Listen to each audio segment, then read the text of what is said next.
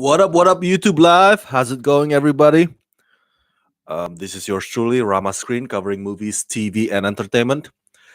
And right now is Thursday, early, ungodly hour morning, around 1 a.m. Um, Usually, when I feel this sleepy, I start talking really slow. So just uh, uh, make sure you're aware of that. If you're wondering, like, why is Rama talking really slow? And I hope you understand. It's because it's very late night, and I'm gonna crash soon after this. So I'm giving you right now my live review of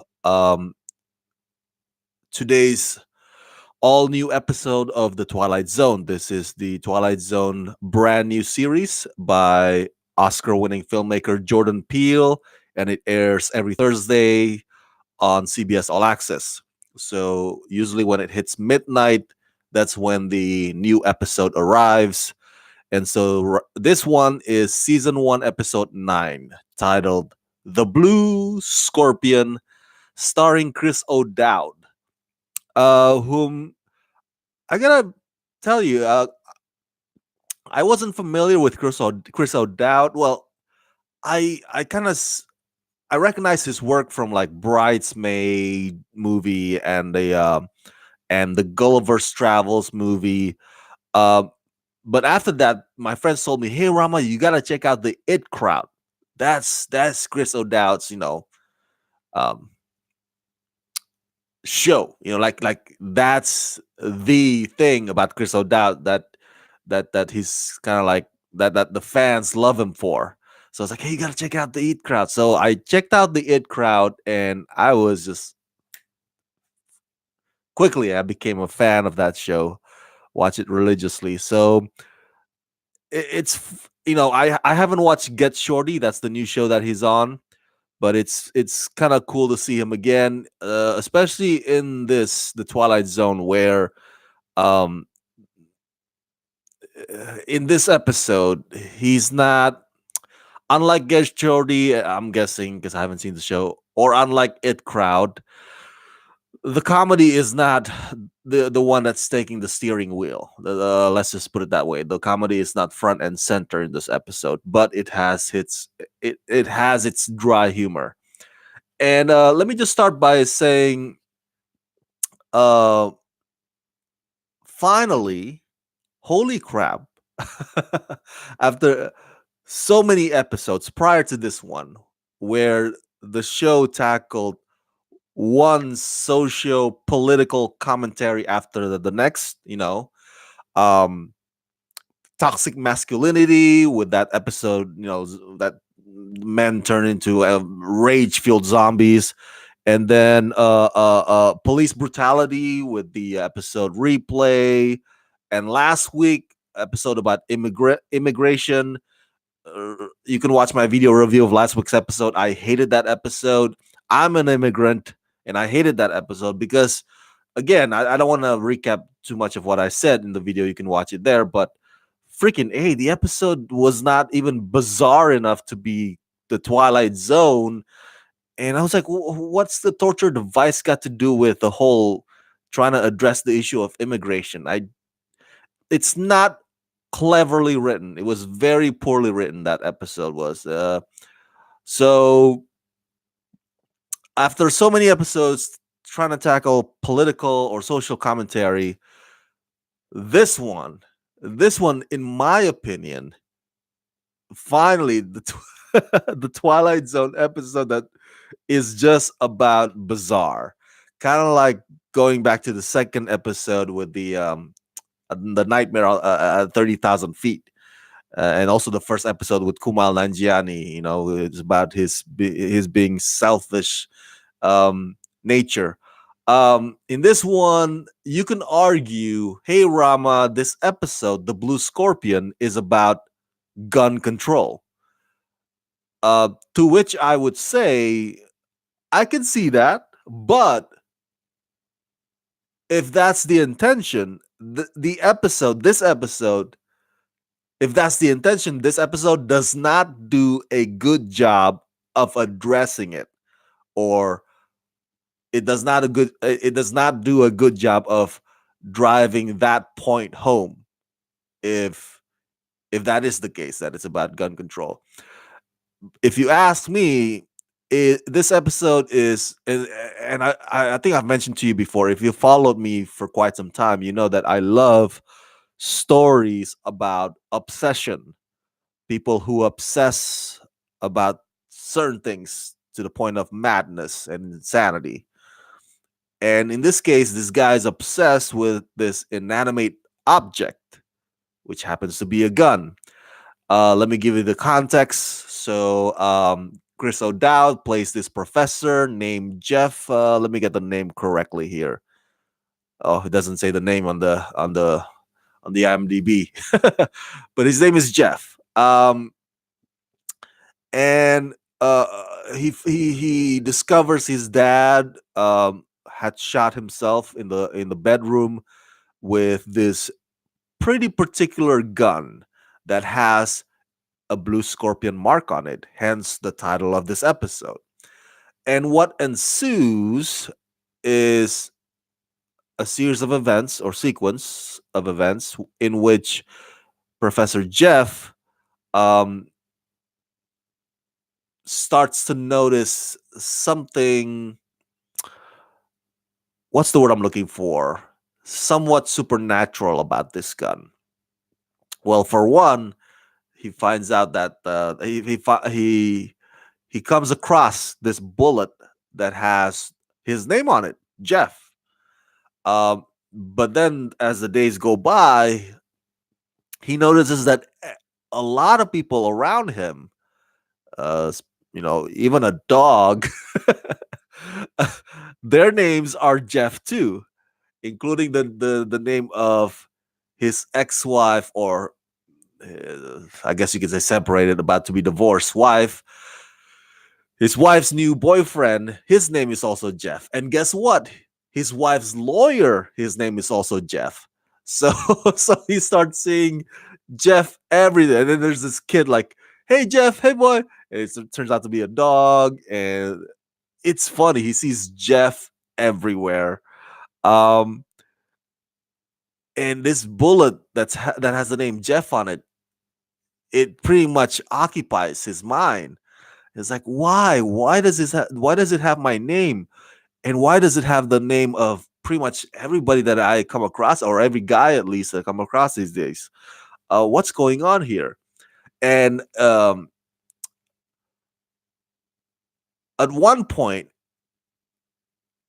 he has a conversation with one of his students in the office, and his student, she shares about her belief that inanimate objects have soul, object more than um, what is supposed to be your priorities in life. Let's just put it that way. Um, so that's how I come at this episode. You can disagree with me, and that's fine. Share your thoughts in the comment section below if you think that this is strictly just about gun control. Now, I have a few notes that I want to share with you. First of all, the gun itself, with the blue scorpion mark on it, in this episode, looks beautiful, man. It looks so cool. Holy crap. Um, I remember the movie Boondock Saints 2. I love Boondock Saints 1 and 2, but I remember Boondock Saints 2. I believe one of the characters, I believe it's Clifton Collins Jr. character. He he has this gun that's also like custom made, and it has certain marking on it, certain, excuse me, certain kind of like artsy drawing on it that looks so badass. I mean, like, holy crap. Even if you're not into guns, or if you are afraid of guns, you gotta, if you watch this episode, you gotta admit, or you gotta appreciate the artistry of what that gun, the Blue Scorpion, looks like. I mean, it's gold plated, and oh man, it looks like the sexiest gun ever.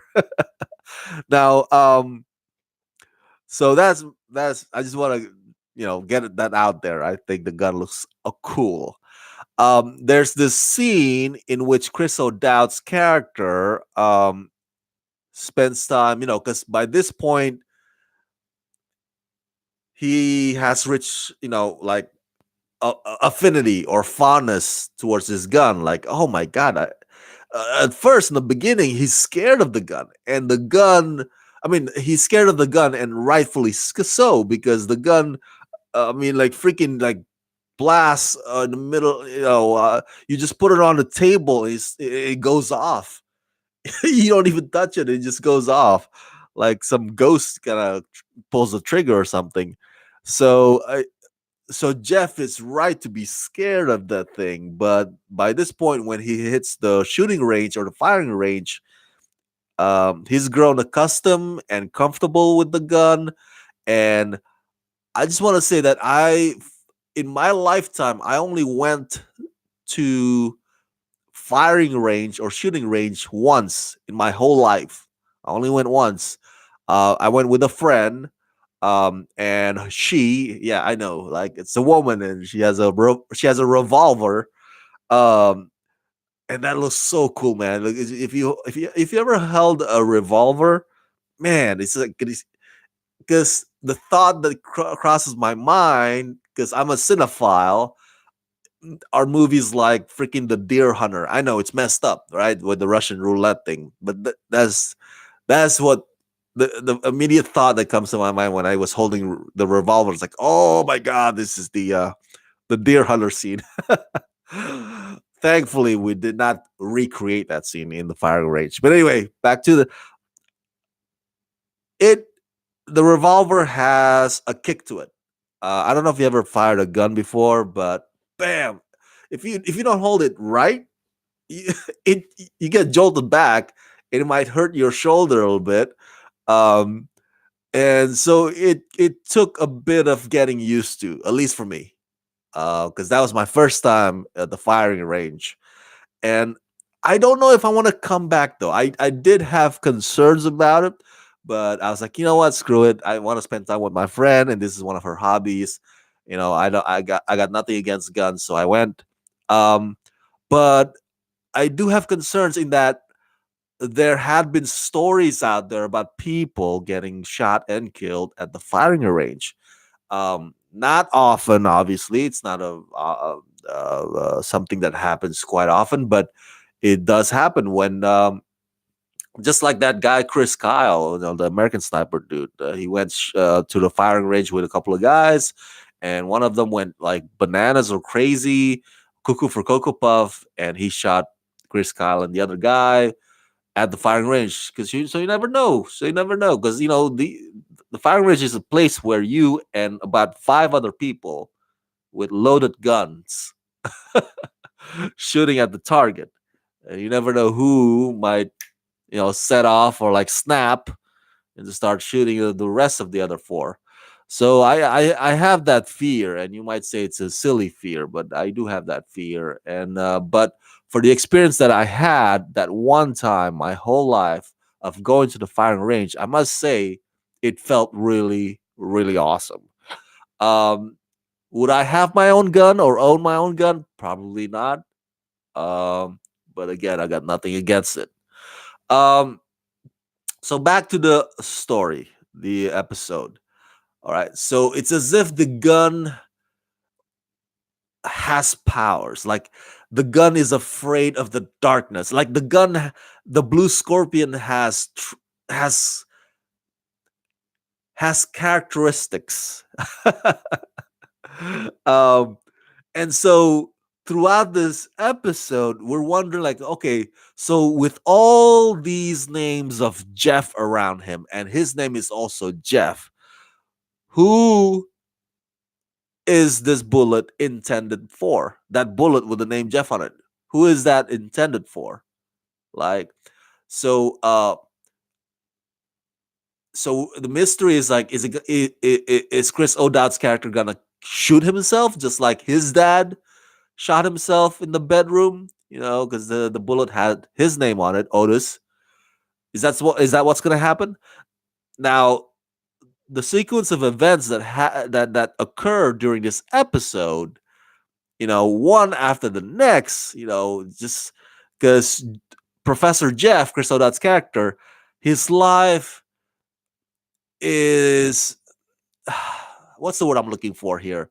He's getting divorced, and in the divorce settlement, he finds out like, oh my god, you're gonna take away my bass guitar, you're gonna take away half of my property, and then there's some other stuff that also goes on in this episode where like so one after the next it keeps like compounded. He's just having a bad week, and it's like so so what I'm trying to say is that the story gives Chris O'Dowd's more than one reason to snap and shoot and kill, because he just like man, things are not going well for him.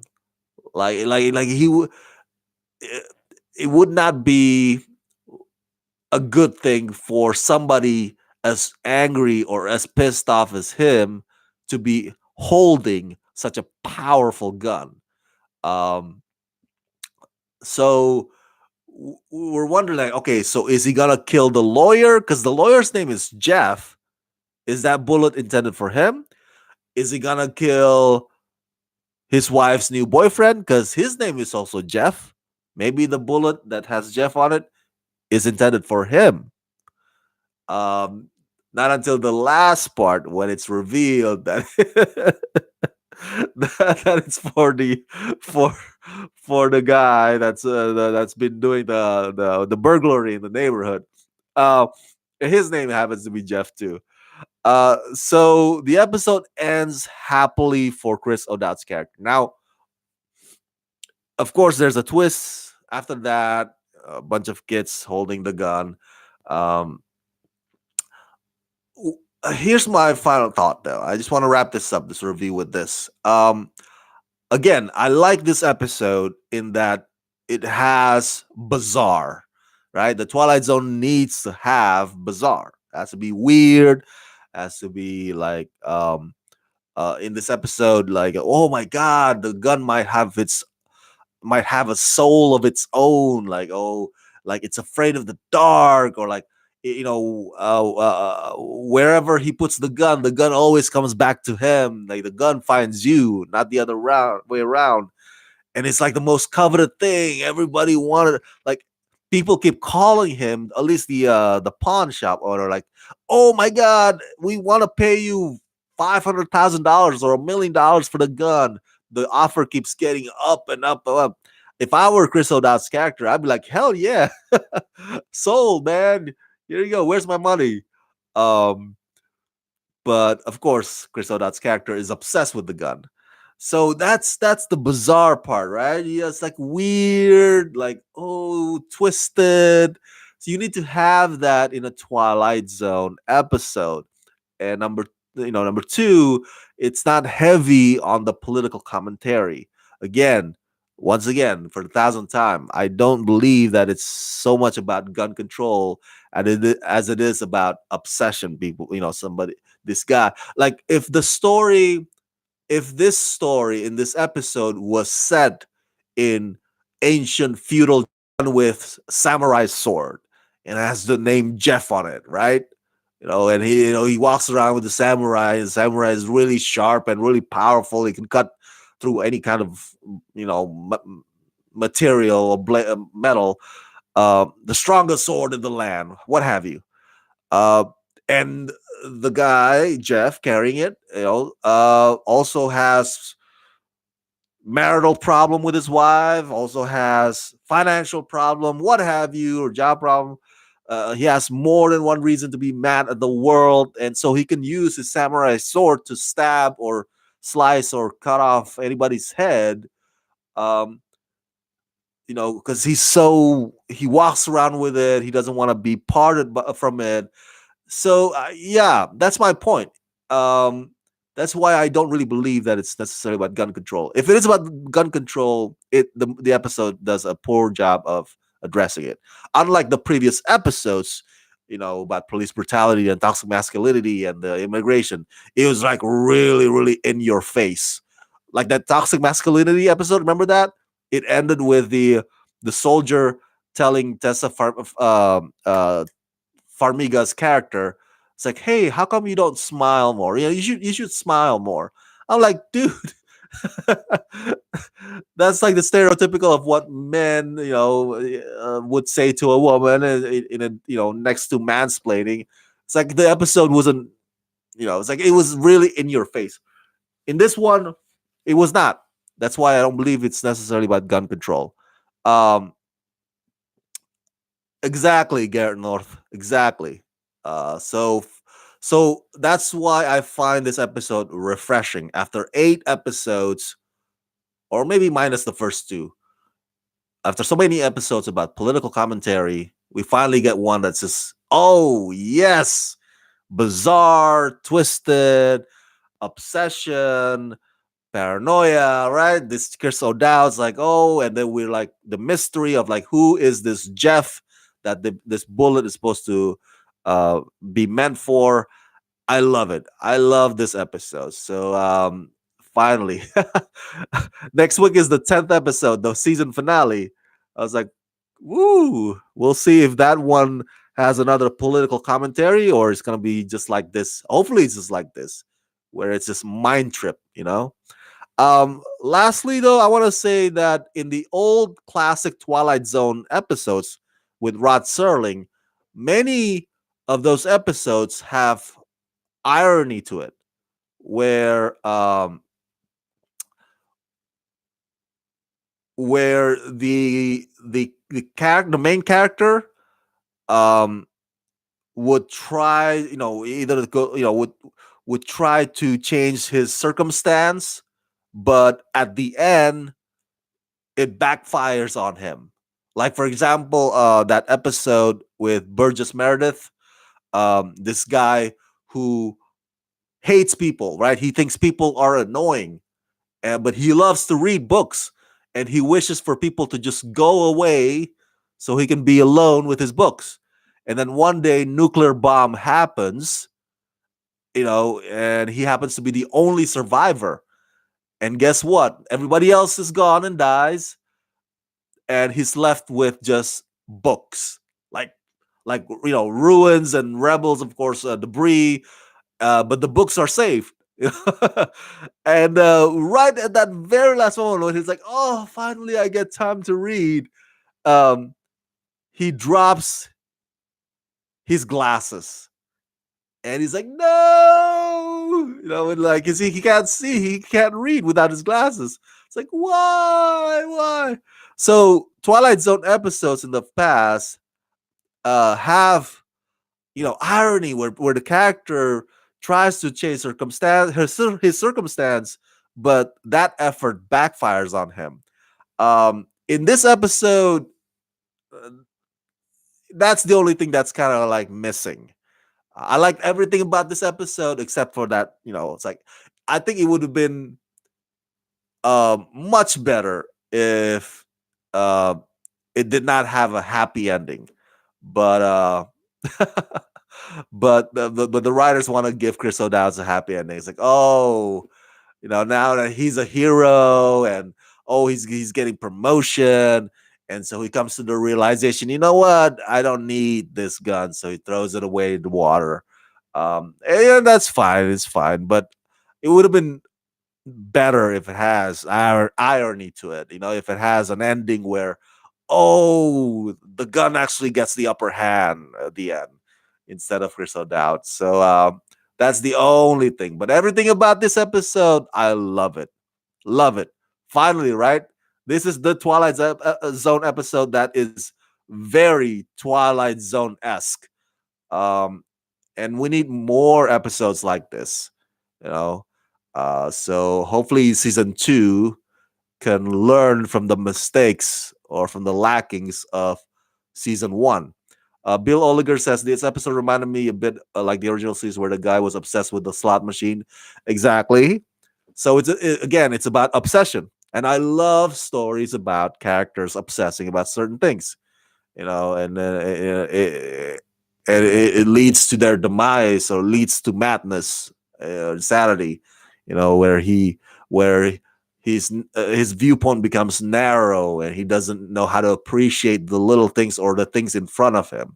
Stories like that, and this is why this episode is awesome. So yeah, that's my long rant and my review of the Twilight Zone. Garrett North says, I like that he was redeemed, and then they showed the two boys at the end with the gun. Uh-oh. Yeah, yeah. I mean, it's good. Happy ending, it's fine. But again, it would have been nice if, it has an ending that's kind of like William Shatner getting, pulled away on a gurney, after that nightmare at 20,000 feet. Or like Burgess Meredith, like, oh, I finally can read books. But I dropped my glasses. No, I was like, no, I can't read books anymore. I love those kinds of endings. I think the ones the closest in this new take, in this reboot, the ending with irony, is the episode 3 with replay. Remember that? So they kind of beat the police at the end, with the whole campus, everybody like pulling up their cell phones. So the police like, oh my god, so we should just go away and leave these guys alone. And then in the future, years later, uh, the granddaughter drops the camera, and the camera broke. I was like, and then the kid who's now the dad is like, oh, don't worry about it, don't worry about it. But the mom is still worried. It's like, oh my god, I don't have my camera. I can't replay shit anymore. I was like, no, no, no, it's okay. It's all in the past now. It's okay now. So then the kid goes out, or he's the dad now, goes out the house, and then you see a police light, you know, on the background. You see the mom's face facing the window. You can see the police light. So the point is that the kid or the dad, who's a dad now, he can never escape or avoid that police encounter, no matter how many years ahead, or fast forward to. It'll always happen. It'll always happen. But this time, the mom doesn't have a camera anymore. The camera's already broke. So that kind of ending is like, oh shit, oh my god. Oh, that's what I loved a lot about the original classic Twilight Zone episodes, the ones with those kinds of ending, irony, where the characters don't necessarily have a happy ending. Um, but it's cool. It's cool for this one. I get it, and I'm glad Gareth North, you enjoy that Chris O'Dowd's character got redeemed, and it's all cool. Robert is here. What up, Robert? Just woke up. It is 1:39 a.m. in the morning. People, what are you guys doing? You guys should be in bed right now. You don't want to be sick like me. I have runny nose because of lack of sleep. Um, Robert, I love the Twilight Zone episodes with these karma endings. That's right, right? Karma endings. So yeah, where it's not necessarily yeah, that's not necessarily like sunshine and rainbow kind of ending. So all right, thank you so much, you guys, for tuning in. Garrett North and Bill Oliger and Robert. Oh, thank you so much for chatting with me here. Bill Oliger says, I've been very disappointed with this reboot. I liked episode 2 and this episode. Sterling Stories dealt with human nature, like how beauty being in the eye of the beholder. I agree. I agree. This season, although I appreciate that Jordan Peele brought the Twilight Zone back for us in this reimagining, I appreciate that.